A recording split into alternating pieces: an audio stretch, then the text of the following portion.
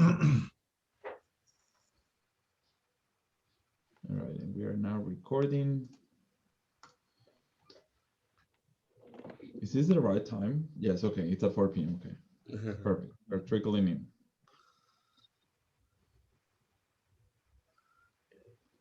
Hello, everyone. Welcome, welcome. So happy that you're able to be here. We're gonna start the presentation very soon. You will see that this is a Zoom webinars rather than a Zoom meeting, but you are still gonna be able to have a chance to speak, to raise any questions, and we have the professionals from Teamwork that are gonna be doing these presentations, so we're excited for these, and we're just gonna wait a couple more minutes to see, to wait for those students that might be running just a little bit late, and then we're gonna kick off as well the presentation. Now that I actually have the floor, I will love to take a couple of seconds actually to give some reminders. For those who have not been matched with a mentor, please be patient. Gentle and I literally are working day and night to be able to find mentors. So please stay tuned on that. That's gonna happen, I promise you. And we're gonna be definitely connecting with you sooner rather than later on that, we hope. And we appreciate for those who have already followed with their mentor as well. For those students who did the task of connecting with their mentor already, that's fantastic. For those students that do not have a mentor and are not able to connect with a mentor yet, you can skip the task at the moment of sending stuff to me and completing your mentorship log because you have not been connected to a mentor. So I hope that that makes sense. And if you have any troubles, do let me know. I'm always there to answer your questions, and I'm happy to guide you through, through the pathway of mentorship and of course through the program as well. Now I'm just gonna wait about 30 more seconds to 4:02, and I'm gonna kick it off. A few reminders, and many of you will be familiar with Zoom webinars and Zoom meetings as well. If you are interested in putting something on the chat, you are welcome to. You can use the chat feature, and I see Liz. Hello, everyone. Hello to you, Liz. And you can also use the Q&A feature, which will allow you to send any questions to the presenters as well. However, we encourage you to use the raise your hand, and we will unmute you at that point if we want to have a quick conversation, or if you want to raise your question directly to the Teamwork team. So Teamwork team. So please let me know.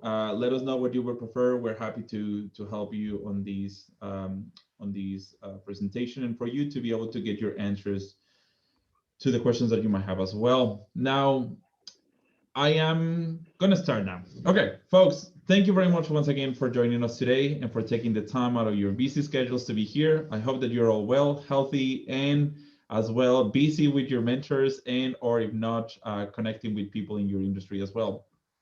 I am very excited and pleased to introduce you to Jeff Vander. Jeff, I actually did not ask you how to pronounce your name, your last name correctly. Would you mind I correcting don't me know if how to I'm say it wrong, either. Jeff? I was hoping you knew how to say it. Jeff Jeff Vanderveld. Vanderveld. That works. Jeff Vanderveld. Perfect. Yes. Thank you very much. And Templeton Swire as well from Teamwork, which I'm all gonna let them take over from here. Thank you very much for being here with us today and presenting about communication and as well on how to develop their career further in Nova Scotia. So without further ado, Jeff and Templeton. All right. Hello, everybody. Thank you for joining us. Yeah, so we're quite excited when Eris had reached out to us and asked if we could present to you guys about, relationship building, networking, communicating in the business world, that kind of thing. Templeton, as you could probably tell, is more recently, actually, you're still in university, aren't you? You're still taking courses? Yeah, okay. Yeah, I'm actually in my last year, so yeah. Yeah, and I got out in '96. Anyway, I have taken courses though, that kind of thing, but definitely a very important topic and definitely a hard one for many people to to grasp, and certainly I can empathize with sometimes, if you're, a newcomer to Canada and you're converting, from another language to English, sometimes that communication barrier and that kind of thing. But what it really comes down to, and what I found with my position and what I do, so I'll tell you a little bit about that in a sec, but being prepared is by far, the best thing you can do for yourselves in anything in life. Just planning it out and having it prepared and ready to go.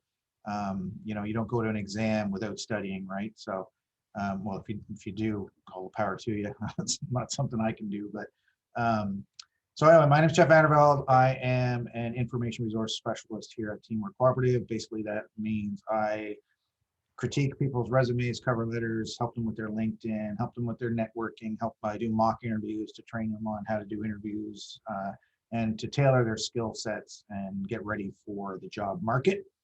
And I'll let Templeton, I'll give him a shot at introducing himself as well. Hello, everyone. Good afternoon. My name is Templeton Sawyer, and I am one of the employment specialists here at Teamwork Cooperative. It's really exciting. I actually just started working at Teamwork officially last year, November. I actually did an internship at Teamwork Cooperative, and I'm still at Mount St. Vincent University, finishing up my bachelor's in business marketing and minoring in nonprofit leadership and management. So I'm double majoring in my minor. And so I'm pretty excited about that. I'm pretty excited to connect with everyone on this call. My role at Teamwork is to connect with different employers and to also be a coach and mentor to our clients who come into our doors. And I do a little bit of everything. That's all I say in my role, that I do a little bit of everything at Teamwork, just to be more engaged. And so hopefully you become connected with us and chat soon. Thank you. Yeah, so thanks a lot there, Templeton. Yeah, I mean, Templeton's kind of brings your generation, to the forefront of what a true communicator looks like. So if you don't know what you're doing, follow him. He came in here full of fire and glee and happiness and all that kind of stuff when he started here. Did a lot of really quality networking. I'm not easily impressed. But I actually even sent an email off to the bosses to say we should hire this guy. So, just based on a little bit of networking and relationship building that he did, a complete stranger that I didn't even know, two completely different generations. It certainly is something that I admired in him that he did. So a little bit about myself too. I have 30 years of sales experience. Well, let's say 20 plus. That's what I put on my resume. I had my own business for about 4 years, and basically networking, LinkedIn, building relationships has been the hugest part of my life and something I truly enjoy. So without further ado, let's give you guys a little kind of run through of what came out of my brain. And we'll let Templeton jump in with his younger brain once in a while. Kind of give you some guidance for what targeting your career, your networking, your relationships are going to look like, and how to get that career up and running for yourselves when you graduate and get your degrees or diplomas or whatever. So the first question I'm going to ask, and you guys can do this, I think, on the chat. I got to pull it back up. When you're looking for work, how do you look for work now? Like, what would be your methodology?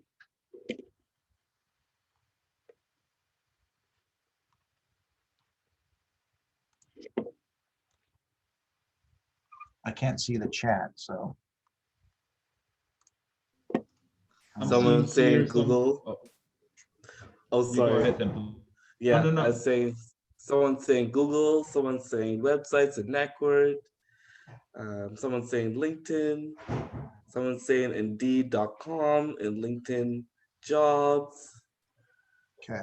Social media in general. All right, so that's pretty common, and so I guess kind of what I teach people to do is if you want to get a job, you got to do it different. Because really what you're doing is running with the pack. You're no different than anybody else. If you're basically hopping on websites and scrolling through, um, different jobs and trying to narrow it down to something within your career, you're basically doing the same thing as 90% of the job seekers in your field are doing as well.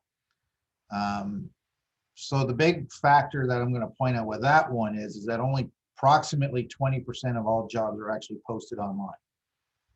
So if you're shocked about that, well, you should be, because that means 80% of jobs aren't posted. So then your question should be, as good students that you are, would be, where are those 80%, right? And if 90% are going after those 20%, why am I not joining the 10% going after the 80%, right? Now, you're actually 10% going after 65%, because 65% of all jobs are filled by referral or internally. There are 15% we have to allot to headhunters, placement agencies, that kind of thing. So that does happen as well. But a big chunk of it is actually referrals, right?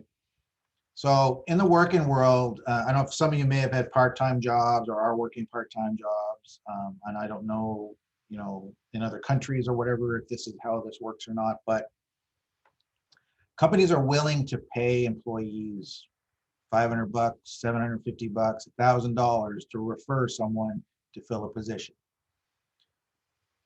Now, I could ask, does anybody know why that is? So why don't I do that? Let's make this interactive. Does anybody know why a company would want to pay me $500 to refer someone to Teamwork Cooperative? And maybe Templeton, you can give me some of the feedback, if any. Because you have good references, a reliable employee, trust issues, maybe. Okay. You've done part of recruiting process. They want to make sure to find the right person. Yeah. So close. In the business world, depending on what you're studying and that kind of thing, really what it comes down to is time, and time is money. That will never go away no matter what you do, and I don't know how far in the future you're going to go. It takes a lot of resources, a lot of time, a lot of money to go through 250 resumes that come in on a posted job, and a lot of people hours or staff to go through that. It could be 3, 4, 5 weeks before they finally make a selection. And then the concern is they don't know these people, so they may make a selection, and if they hire that person and then that person gets a job somewhere else or decides they don't like it because they really weren't into the job anyway, because in the interviews they didn't pick up on that, they just wasted a lot of time, which is a lot of money, right? So a typical onboarding cost for an employer, get this, is probably about $5,000 or $6,000, right? So if I knew someone like Templeton came to me and he was like really keen and really wanted to work for Teamwork and really showed an interest in it, and I would, and he checked in with me once a month or whatever, see if any opportunities came up that he might be a good candidate for. As soon as one came up, Templeton would have been in my head, and I would have said, hey, I know this guy, right? And just by a manager asking, or maybe I observed, hey, this person left or retired, or maternity leave, or left the province, or whatever the reason is, this vacancy became available. I could say, well, either A, I could move into that position and Temple could take mine because lateral moves happen and that kind of thing as well, or maybe Templeton would be a better fit for that position. Just by me knowing Templeton would be a good fit for that position saves many, many hours, many, many headaches, right, of going through all those resumes, right? And the problem with resumes is, most of them aren't that good. And going into that, most employers know they're not that good. So it's like picking up a book that's just not that good, but you have to read it, or you have to go through it or skim through it or try and find some good part of that book that you might be interested in, right? So, you know, they have to go through them and they'll take 50% of them right away just by appearance alone, or they find a quick typo, or they can just tell it's a standardized cover letter. What I mean by a standardized cover letter is two types. There's standardized, which is the one, it's one resume that you use for 30 jobs. You never change it, right? A targeted resume is one that you specifically change everything or most things or many things on that resume to reflect the position that you're applying for, right? So whatever's in that job description, that's what you're addressing, okay? Can So I the just say big- something real Yeah, quick, sure. Jeff? I think it's very important that when you come into play, like Miriam said, your personality is very important. I mean, that's very true that when you are trying to present yourself, it's the personality and the willingness to learn and the willingness to get to know who the employer is, and the eagerness to go ahead and take the next steps to communicating with the employer, to having a chat with the employer. Because at the end of the day, if you don't take the next step, then who's going to take that next step for you? A lot of persons, they are afraid to take the next step. And I can use a quick example. It's like you're walking on each block when you're walking in the hallway. Are you going to take the next step into each block in order to get to your destination, which is your classroom that you have to go to? So at the end of the day, when you're going to connect with an employer, you have to take the next step into each block to get into that building, to talk to whoever you have to talk to, and to get to know the organization. Do your research. A lot of persons say they do the research, but it's very important that you do the research in order to connect more and to make sure that you're being very aware of what you're doing and where you're getting moving forward. So Yeah, and doing a standardized cover letter, it's basically you're not in the right building. So it doesn't matter which block you're standing on, right? So there'd be my addition to that analogy.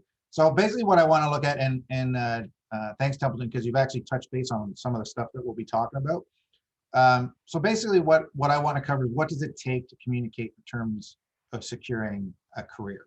All right, so going on Indeed, we've already kind of established that, you know, you're competing with a lot of people and it's a harder way to actually secure a position.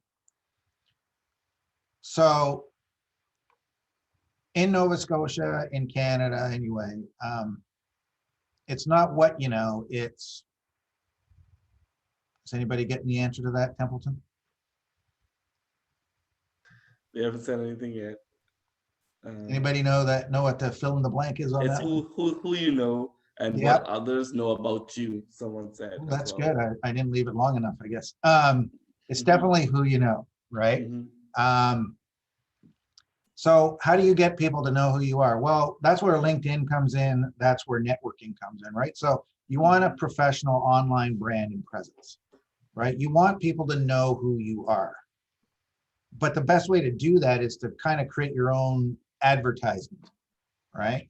And that's what LinkedIn is. LinkedIn is your opportunity to advertise yourself, right? Number one, it's a billboard that people drive by virtually, right? And number two, it's a pamphlet you can hand out, right? So that's you know, the passive way, or there's a reactionary, and then there's the proactive way of using this tool. You got to be knowledgeable, right? Where are the jobs? What does your job market look like, right? Where are people being hired? You can use LinkedIn to see where people in your field or career path got hired recently, or have a same career but maybe got their degree 10 years ago. There's a plethora of information that you can find just by looking at people that have the same background as you, right? Where are these people working? How long have they worked there, right? If you find 5 people with your background and they work for this one company and every one of them worked there for 3 months, that company may be not a great company to work for, right? There's all sorts of crazy information you can actually pull out by doing a little bit of research. And so you have to know your market. It's very important. You have to know your competition. Okay, so what are You know, what's the profile of someone with the same degree as you or profession? What is their LinkedIn profile like? Do not make the mistake of going, oh, they got a job, their profile looks like this, I'm going to make it exactly the same. And I'm going to tell you why in a sec, because your LinkedIn profile is completely different. Like this is a really huge opportunity. I don't want you guys to miss out on it. That's why we're doing this. Know where you want to work, target where you want to work. All right. You can go and say, I got these 20 companies I want to work for, these 15 companies. Start going after them and networking. Don't wait for them to throw a job posting in that 20% pile of jobs. Right. You'll be waiting for a long time. And then once it finally, when the cookie gets thrown your way, you've got, 200 other people chomping at it. Right. So know where you want to work and then start networking that way. Right. And become, the whole point of this is to become the person that gets referred. So to become that person, what do you have to do? Right. Be prepared. Okay. So as Aris Yentl and Templeton and I were talking, and I use this analogy all the time, so I'm just going to say, being prepared is huge. You see, it's the biggest thing you guys need to do when you're looking for work. So I compare this to a toolbox. Okay. You need to have the right tools in your toolbox to do this job, to find work. That's your job, is to find employment. So what are those tools? Well, you need a really good resume, a professional resume, a resume that gets to the point and doesn't tell me your whole life history. So I have to pull out the little 1 or 3, 1 to 5 details mixed up within all those words to tell me that you're the right person. I want you to tell me you're the right person in the most concise and easy to read manner I can possibly ask for, right? So that's your number one tool, is you've got to be prepared. You got to have a resume that's prepared, that's going to work. You need to have a LinkedIn profile that tells me who the hell you are as a person, right? I want to know your damn story. I want to know who you are as an individual. I want to know why you came to Canada, where you came from. What are the cool things about Canada? What are the cool things about why are you in this field? What are you passionate about? And you can get personal. You can talk in first person within LinkedIn. You can't do that on a resume. I always talk about this is my analogy, is like your resume is like the ticket into the concert, and your LinkedIn is basically your program, right? It's got all the details of all the actors and all the players within this play, and what their roles are within the play. So this is a real opportunity for you to showcase what's coming up for this employer. Can I just say something really quickly? Sure. Someone said in the chat, I think it's Raquel, she said in the chat, or they said in the chat, I have a lot of difficulty on my personal marketing. I'm always afraid of sounding too braggy. I actually talked about this before we got on the call, while we were preparing, that when you are branding and when you're talking about yourself, I always try to use the example of, talk about the skills that are important to the organization. Talk about the skill and then include how it's going to be a part of the organization, how you're going to contribute, and how you're going to value the organization. So bringing that in-betweenness to the employer will be very important. And of course, a lot of people think that talking about yourself is bragging or being very ego. I say, well, no, it's actually sharing your knowledge of what you have done. You've worked hard for what you've done. So it's a reward to share what you can do. And of course, if you want an award that may be very knowledgeable and skill driven to the organization, share it. Because at the end of the day, they're going to say, whoa, wow, that's an amazing accomplishment. And then they're going to be talking about you around to other team members about, did you heard that Raquel, or did you heard that Tyler won something on this? And then they're going to actually acknowledge just that one thing or that one accomplishment that you've done will make a major impact. And so be aware of the things that you share, because you don't know how much it's going to impact the employer and the person you're talking to who's connected to the organization. Yeah, that's true. And let me also point out, like having that, so I've done a lot of study and research on the human brain too. So, I mean, you can correct me if I'm wrong, but I'm not on this one. If you go in with that mentality that, you know, you think you're bragging, you're going to show it on your face and in your body language, because you're not going to represent your skills with confidence because you have that fear that you think you're bragging, right? You have to know your value and you have to believe in yourself.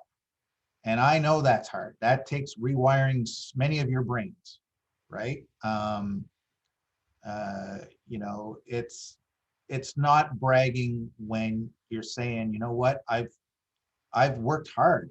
I deserve a job in my field, right? I have skills. I can make a difference in this company. That's not bragging, right? Bragging is this. I see, sir, that you got your degree from SMU. I'm getting mine from Dow, so I'm better than you are. That's bragging, right? Or I got a higher GPA than anybody else in my program. And I am the smartest candidate and the best person for this position because of that. That's bragging, right? But having a skill set and believing in yourself and presenting those skills, like Templeton was saying, that's not bragging. It's the same thing when people say, you know, I feel like I'm bothering people, right? So when you reach out to people and you got that in your head that you think you're bothering them right away when you're going in, you're going to seem like you're bothering them, or you're just not going to represent yourself like, you know what, I'm worth you taking 5, 10, 15 minutes to listen to, right? Anyway, so let's get going. I got more slides and we got till 5. So Also, sorry, just for interrupting, Jeff, as well. I think that we might be missing a couple of questions there. So what I encourage everyone is to post them on the Q&A, and I see Mary has posted already one on the Q&A, and I encourage all of you folks to do that as well. Is once we are able to move with all of the slideshow, and at the end we're going to be able to answer all of the questions. For you, we're going to go through those questions. So I think that it's going to be better for you to interact with questions specifically on the question and answer feature, and I see Arthur just posted there, so thank you very much. okay, cool. All right, so being prepared, I'm going to stick with that. So and the big one that I run into all the time in this industry is, so you have the resume, fine, you got the LinkedIn, you got you there, cool. Be prepared for an interview. Please practice interview questions. Write out your answers with examples to back yourself up, personal examples of how you've achieved that or overcome that or whatever it is you've done for that interview question. Have examples and write them out, right? And especially if English isn't your native language, write it out and have someone critique it, right? So you know what to say. I've gone to interviews with my answers written out and I said, do you mind if I open my book just in case I get lost or need to check my notes? I've impressed people by doing that, because you know how many people go into an interview prepared? It's a very, very small percent, right? So be prepared. You've got all this stuff in your face. You can Google it. If you're a civil engineer, Google top interview questions for a civil engineer, and they'll give you questions and how to answer them. I mean, I'm not reinventing anything here. This stuff is out there. You can find it, right? So get yourself prepared. And the nice thing about preparing for interviews is you get to know yourself better too. So when you're actually out there networking, you know how to talk about yourself, right? So then when you get all prepared, you got your toolbox and you're going to go cut down this tree, and you got the chainsaw and you got the protective gear, because that's important. You're ready to go, right? So now you got to go find someone who wants a tree cut down, right? So now you got to network. You got to go knock on doors. You got to go say, hey, Mr. Smith, I see that tree back there is looking a little raggedy and dead. Do you want me to go cut it down for you? Well, not right now. We think it's going to come back to life, but maybe check with us in 2 months. Or whatever the answer might be. Or yeah, you know what? We've been meaning to find someone. Thanks very much for knocking on the door. How much do you want to? Okay, that's perfect. When can you start? How about next week? That's great, right? you don't know which way the path is going to take, but you go with the toolbox, got your tools ready to go. It's different than, yeah, no, can you cut the tree down now? Well, no, I can't do it right now because I realized I brought my chainsaw, but I forgot the gas back at my house. So I'm going to have to go and get that first. Right. So have your tools ready because you want to be ready to get ready and go. And that's what the networking is. It's really going to be knocking on doors. So once you start this networking, you make friends. You do a really good job at Mr. Smith's house. You cut down his tree, you cut everything up, you take everything away, you make it all clean and everything. And then he's going to tell his friends. Right. And then you get, your network's going to grow and your network's going to grow. This kind of a small business thing, but it's the same idea when you're networking for finding employment. Okay. So get referrals. Do you know of anybody else? So you cut down Mr. Smith's tree and you go, he says, wow, you did an awesome job. Here's your money. Here's a little extra, blah, blah, blah. And you go, thanks very much, Mr. Smith. I really enjoyed working for you. Thanks for the opportunity to do this work. Do you know anybody else that might be looking for my services? Oh yeah, my sister-in-law, she has this brush in the back of her house she's been complaining about for years or something. I don't know. So you can get referrals and you can do it that way too, right? So I don't know if you graduated or you guys are working at, I'm not actually sure where you're at. You could be in second, third, fourth year, whatever, or in postgraduate. Do you want a job or do you want a career in your field of study, right?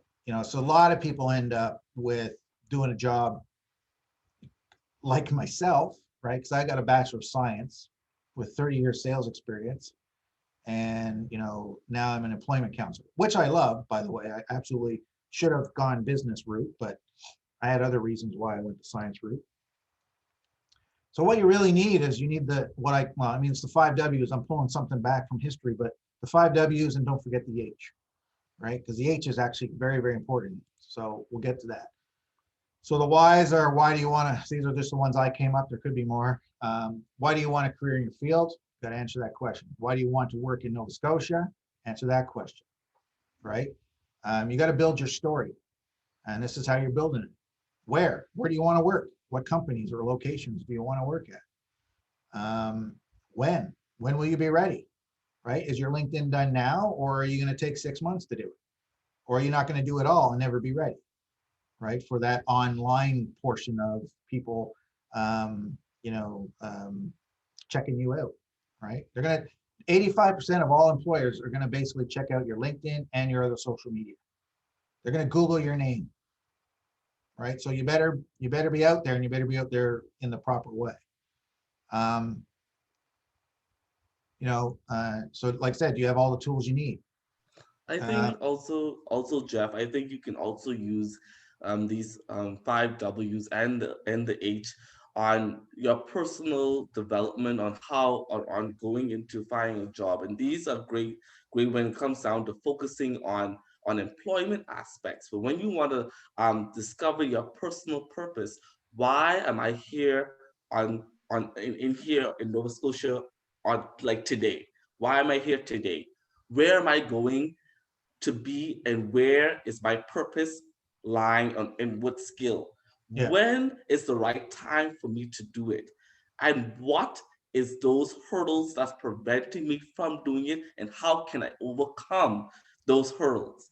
And also the who is the big question when it comes down to branding yourselves and saying who you are, what is your purpose, and where you're going to go. And so it comes from an employment perspective, but also a personal perspective in order to bring the two together, in order to branch it into a full completion of your relationship into the job market.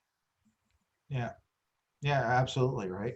So there's other questions. That's one I didn't think of is, what are the things that are preventing you from finding employment, right? And we talked about some of those. Sometimes it's in your head, right? Thinking that you're bragging, thinking that you're bothering people, right? I've helped clients write mantras. I have a mantra myself.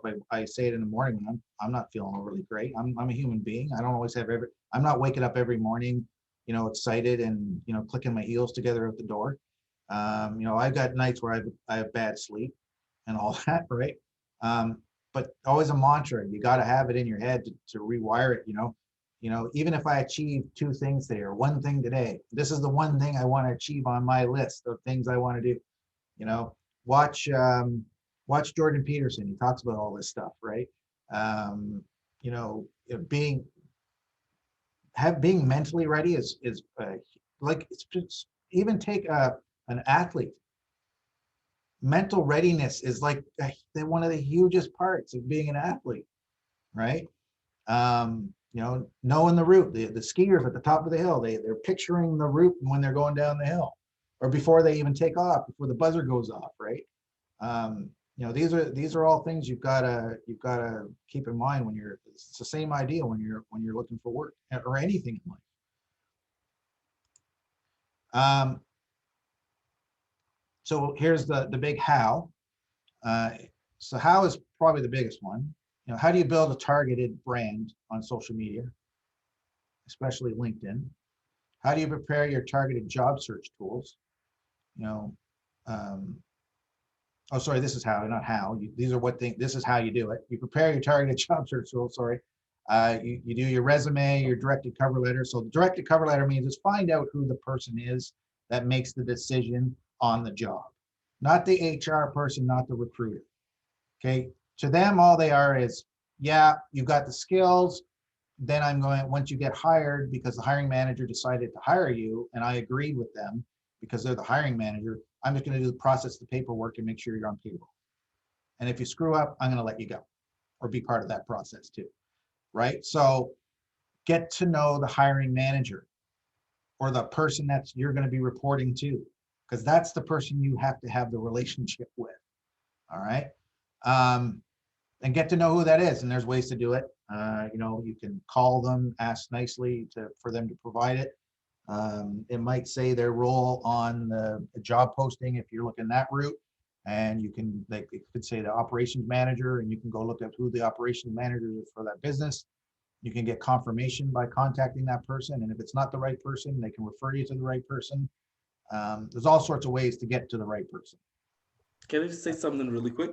Sure. I don't know if we're going to talk about following up, but I think a lot of persons, I know you're talking about this right now, but a lot of persons are really afraid to follow up because they think that they're being a nag or bother to the person, but I think you're not. Once you're following up, it's showing that you're taking initiative. They're seeing you by actually developing in a way to get to know the organization more, and they're seeing your eagerness and your passion to want to be at the organization. I always say the magic number, if someone doesn't respond to you, I think by the 3rd email, one of my friends, they said by the 3rd email, so they're going to respond to you, because at the end of the day, they're going to see how much passion you have to follow up and to make sure that you stay connected. Yep, and actually, that's exactly it. Templeton's right on, and that's actually in the later slides. Just a little brief overview of that, because I do a LinkedIn workshop here, and that's all part of it. How you actually, the process of it. So anyway, these are, and you guys have these slides. So, the other part is, like I said, interview questions, be prepared for those questions and answers, write them out. Video chat, why don't take a video of yourself and review it. How do you look? Like I was just talking, like I got 2 little eyeballs right here that I tape to my screen so that I try and remember myself so that I'm looking at the camera. So I look like this, I'm looking at Templeton, but he doesn't know it. He thinks I'm looking off to the side and I'm not interested in what he's saying. Usually I am. Just kidding. And so now, right, I'm looking at the camera, right? So how do you present yourself in video? Do I say a lot? When I've done videos, I probably am saying a lot right now, but I'm not really paying attention to it. So, know your audience, your interviewers, your connections, your companies. If you're going to get interviewed, look the people up that are going to interview you, find out who they are, and know what their background is. Even go check out their Facebook, right? Make sure you know something about them. Like that's how you build relationships. When I got the job here, I knew where Marcus was from, and I knew that Judy was a marathon runner, right? So I could bring and incorporate all that into the conversation. They're like, well, how do you know that? Well, Googled it. I Googled you and figured it out, right? Anyway, so get to know the people that you're talking to, because you might find some commonalities that you can talk about as well. Maybe they've been to your country if you came from another country, and maybe they absolutely loved it, or maybe they had a question about the culture there or something like that. I don't know, right? But you got to make those connections. And the other big part is, I don't know if this is an equation or not, but believe. It basically, I look at it as believe is self-confidence and preparedness, right? You put those together, you're gonna believe in yourself, right? So preparedness leads to self-confidence, and confidence leads to you obviously believing that you can actually do what you think you can do. And make connections. So here's how you make connections. So number one, professional resume. So you got a lot of white space, nicely laid out resume, 1 or 2 pages, no more. Don't leave, only put in the relevant stuff. 1 or 2 columns. I love 2-column resumes. I'm passionate about 2-column resumes. I know it sounds weird. I got to get a life, but let me tell you, it's the best use of real estate you could ever have, because I could have my education right beside my most recent career experience, all within the first half page, and give the employer a big snapshot of, hey, you should read on. And I also have my QR code, just to let you know, from my LinkedIn on my resume, because I want them to go to my resume. To my LinkedIn.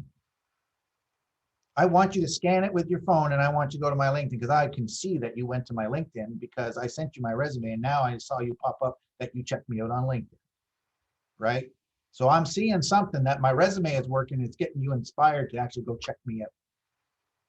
Or you just have a thing for QR codes. I don't know. Is that a thing? Is there a therapy thing for QR codes? Anyway. I don't know. I don't know. I love them. Someone said, OMG, I use QR codes for everything. I've never considered using for LinkedIn. It's definitely a thing for me. Yeah. Wow. There you go. Wow. Yeah. So, and put a splash of color, make your own logo. This is your branding, right? Even on your LinkedIn, you have a banner, put a banner on there with the logo that you made, or be creative, like show your creative side, get a creative friend to help you be creative. If you're not creative, I don't care. Brand yourself, right? Don't be like everybody else and leave the background that LinkedIn gives you, because you don't stand out because you look like everybody else because you're using the one they gave you, right? You want to be found, if everybody bought a silver Honda Civic and you went, shopping to the shopping mall, not that you can right now, but, and you went looking for your car, good luck. Let's assume that you don't have the fob thing, which, it beeps and stuff, right? So you want to stand out from your crowd, right? You want to differentiate yourself. And like I said, on your contact, you don't need to put your resume on your physical address, like your street number and address, because that's none of an employer's business, because they can actually zoom in now on your house and see how you live. So if you're living in a mansion or if you're living in a tent, don't let them pass judgment on you, because it's none of their damn business. And target on the needs of the job specifically. That's it. So then your cover letter. I've been talking a lot today. Same header as your resume, because that's your brand. Same logo, whatever you got. Address the right person, 95% achievable. You can easily find someone's name just by, if you have to, pick up the damn phone. State something of interest about the company. Read something, do some research. Okay, I found you guys are number 3 on the Forbes 500 list or something like that. I don't care. Right? Whatever it is. I see you guys exceeded your sales targets last year by 20%. Congratulations. Right? Tell me that you've actually done some legwork and actually showed a genuine interest in my company. Right? Feel free to put that on your resume. Right? And because of this, I would really like an opportunity to meet with you for an interview. Right? And then in the middle section, you follow the job description. I've had masters of science and PhDs and stuff where they're applying for these jobs, and I know they're different. If they have 3 pages on a cover letter of qualifications that they're looking for, go ahead and do 2 columns and go qualifications required, qualifications provided, or whatever you want to name those columns, and then Just go back and forth and answer what they're looking for, right? Lay it out nice and easy for them to read it. And then just finish it off that, you got skills, and you thank them for their time, you be polite, and you look forward, if they have any questions, to give you a call. You don't have to, by the way, put your email and phone number on the final paragraph of your resume.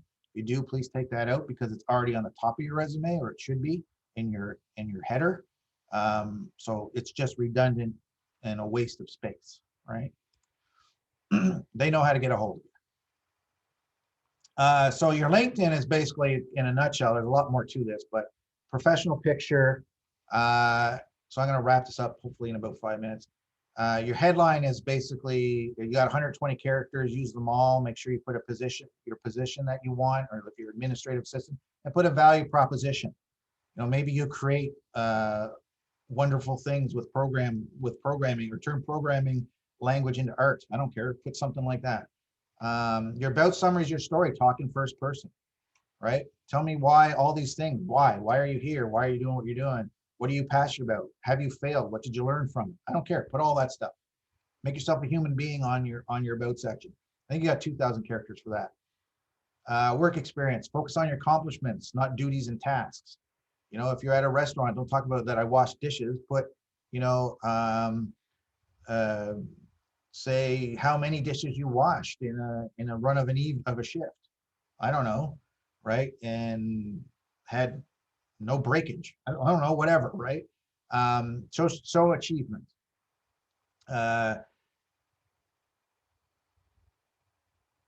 Be interactive with your targeted connections, right? So you can follow people just like Facebook and stuff.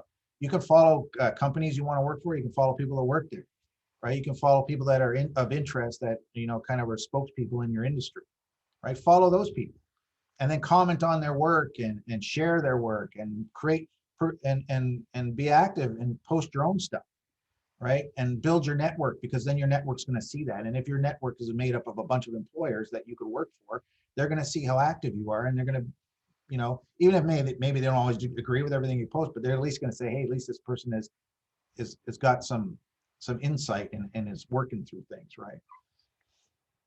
And then finally, the big thing, get recommendations. So if you have a professor or someone that you've worked with or something, get a recommendation, because that's basically like your reference available upon request, which you also do not put on your resume, by the way. Do not put that on your resumes anymore. It's no longer what you put on your resume. Get recommendations on your LinkedIn, because that will allow a reader to see all these people that you've worked with or worked for, saying, you're great and wonderful and all that kind of stuff, and it's right there in front of them. LinkedIn is basically a warm call. I grew up before this stuff, and I used to do cold calling, which you pick up the phone or knock on a door, right?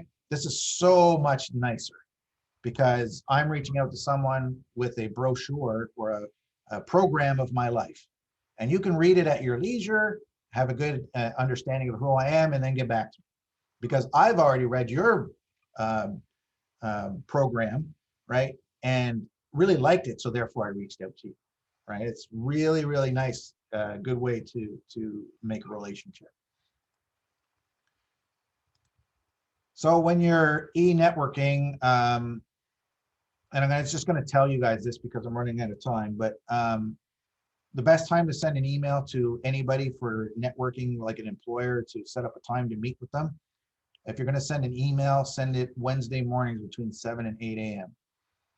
And the reason you do that is because Mondays they're in meetings and they're putting out fires, and they're trying to get through a whole pile of emails that piled up on the weekend, and the ones they pushed off on Friday. Tuesday they're doing much of the same. Wednesday they're sitting down, coming in early, trying to get things done and get caught up. Friday they get Friday brain, and they're not going to answer you because you're not that important. Okay. I could get into that more detail, but just trust me on that one. That's the best time to send. Monday and Tuesday, you should be spending your time planning or applying to those jobs online, or scrolling through LinkedIn, or maybe even better off, go for a walk. But anyway, so these are all shared with you too. Here's an idea of what you send for your LinkedIn message. You follow that a few days later on a Wednesday with your first email. The first email is an intro. The second email is basically, you put a time frame. I only want to speak to you 10, 15 minutes. If you can find some time for me, that'd be great. And then Templeton was saying, your third email is like a closer, and you just basically say, haven't heard back from you. Really would still like some opportunity to meet with you in the near future, whenever that, if that time should become available and you can think of it. I really like to hear from you. Have yourself a great day. Right? Because basically they're saying, oh, this person's really tried. I feel guilty. I'm going to call this person. It works really well. Doesn't work all the time. It's not guaranteed. There's no guarantees in this stuff because it depends on the human on the other side, right? So these are just some ideas where you can get people's email addresses. You already know their name from LinkedIn. So now I'm just going to talk about connecting with people briefly for a few minutes. So basically, human interaction, just think about it like, if somebody shows a genuine interest in you, comes up to you, says, how you doing? Right? What brings you here? What do you do? Right? These are all open-ended questions, right? Sort of. And you're really getting that person to talk, right? I'm kind of not an elevator pitch believer. I'm more of a relationship pitch believer. And the best way to build a relationship is you introduce yourself, and a simple hi, how are you is the best way to start a relationship, right? And get things going, right? You get their name and you actually use their name within the conversation. Hey, Jeff, it was really nice. Or hey, Templeton, it was really nice to meet you. Hopefully we can connect again. Or do you mind if I send you a LinkedIn request to connect? Oh, that'd be great, sure. Maybe we can grab a coffee sometime in the future, right? Sounds like we got a lot of common interests or something, right? We sure do. So what do you do? This is my favorite. It's so hard and you got to practice this stuff, but you got to smile, you got to breathe, right? You got to relax. So find ways to do it. I don't care. Well, don't do yoga in front of the person you're meeting or anything, but this is my favorite one. Listen with your ears and your eyebrows. You can actually tell if someone's really interested when they lift their eyebrows. You lift your eyebrows, you turn your head. It's kind of cool. It's like your eyebrows control your neck somehow, but you're actually showing that you're listening by doing that, right?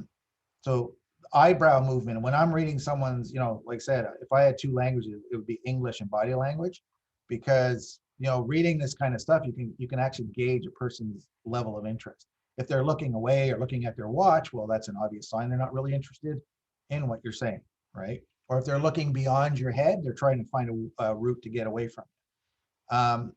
So the best way to do that is to relate. So ask them intriguing questions about themselves, get them talking about themselves, ask them open-ended questions.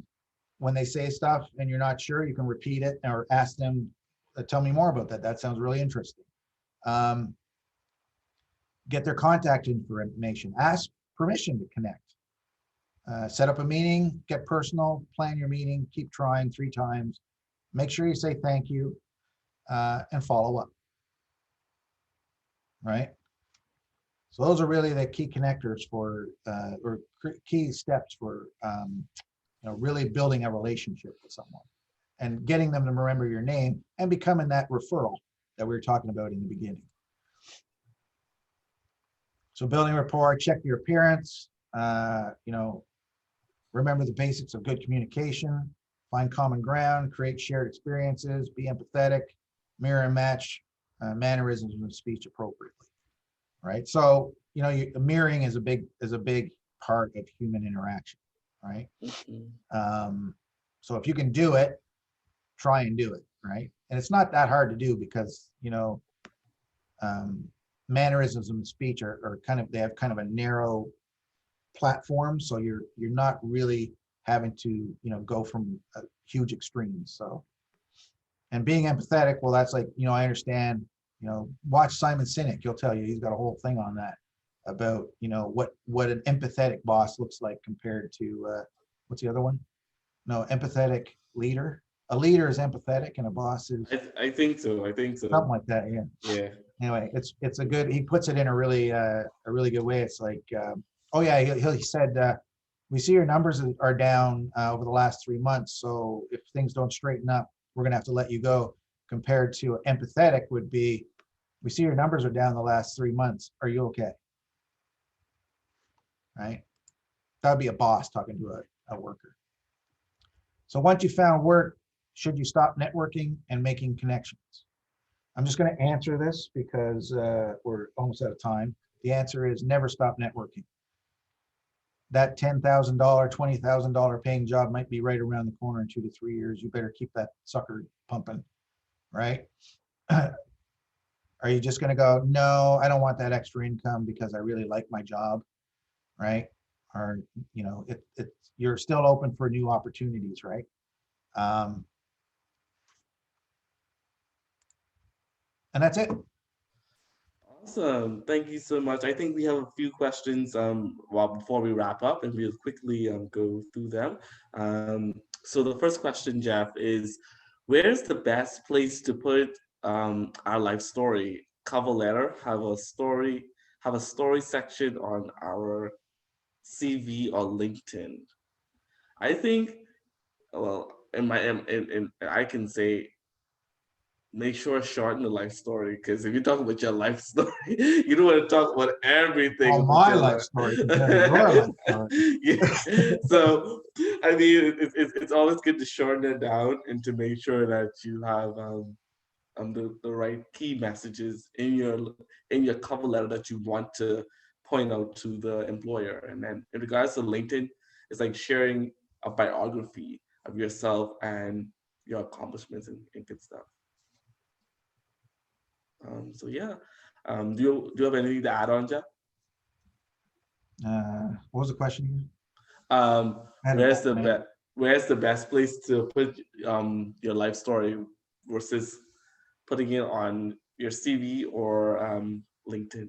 Okay, well, the best place to actually put that is in your head and deliver it at the right time. So don't put it on your cover letter, okay? Because you know what? I want with networking, this becomes your cover letter. Yeah.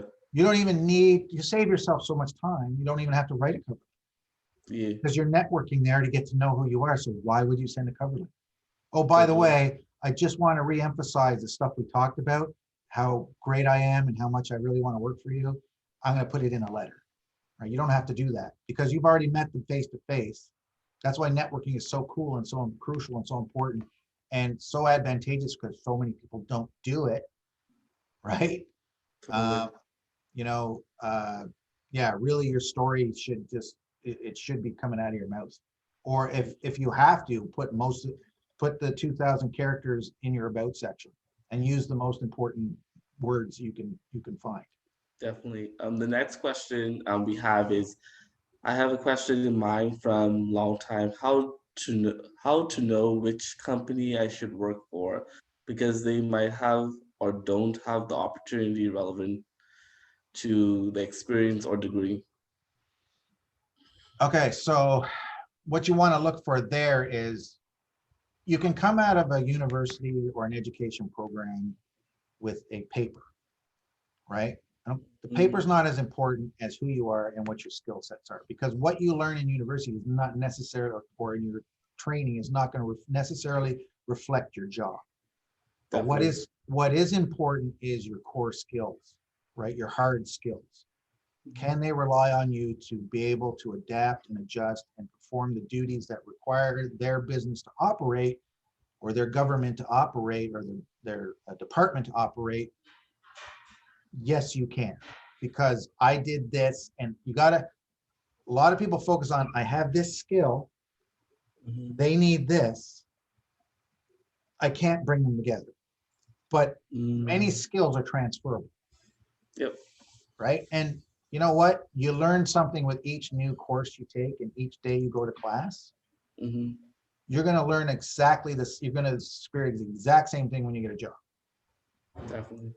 And then you can go from one job to another, and they could be exactly the same position. And one company uses one type of software and the other company uses another type of software. Right? You're not going to get the same thing every time. So you're going to learn as you go. But the point of the education is you can learn. That's the big thing you're taking away. Definitely. Another question. Sorry, folks, just letting you know, we have like 1 minute to be able 1 to minute, yeah. Okay. Yeah, go ahead, please. Yeah, I'm trying to see, this is a good question. I like to double check about the best time for networking Wednesday mornings. 7 to 8 a.m., right? I think that's a good time to network because persons will be just getting settled in the morning, because I know we open at 8:30. Well, all of our staff are in office at 8:30 in the morning, so sometimes they're there earlier. So I think that's a good time to Well, settle. hiring managers, what they're doing on that time frame is they're actually either going in early or sitting at their own table eating breakfast, Yeah, trying to get caught up with the new emails that came in because they just finished addressing all the old ones and all the Yeah. meetings and all the other fires that came up in the first 2 days. So they Yeah. actually will actually even sometimes go in the office early to spend some time when there's nobody else coming in their office to bug them, right? So they could actually get to the stuff, the new stuff, right? And you would be in that new stuff.